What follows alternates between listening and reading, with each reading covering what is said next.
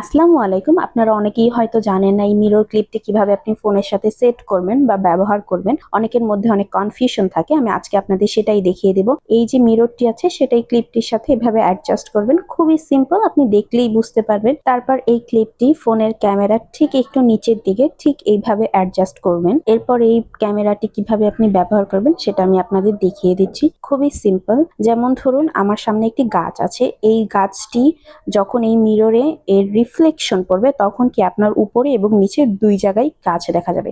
কিন্তু যখন আমি ক্লিপটি রিমুভ করে ফেলছি তখন কিন্তু আর দেখা যাচ্ছে না। ঠিক একইভাবে আমি আপনাদেরকে আমার হাত দিয়ে দেখিয়ে দিচ্ছি। আবার ধরুন একটি সাইকেল, যখন ক্যামেরার সামনে এই সাইকেলটি এসেছে তখন কি হয়েছে, সাইকেলটির রিফ্লেকশন মিররে পড়ে দুইটা সাইকেল দেখা যাচ্ছে। মানে এই সাইকেলটির রিফ্লেকশন যখন মিররের উপরে পড়েছে তখন আমাদের পিকচারটা কি হবে, খুবই সুন্দর আর আনকমন হবে। তো এই প্রোডাক্টটি কিভাবে কাজ করবে, আপনাদের যত মানুষের মনে কনফিউশন ছিল, আশা করি এখন সেটা ক্লিয়ার হয়ে গিয়েছে। ধন্যবাদ।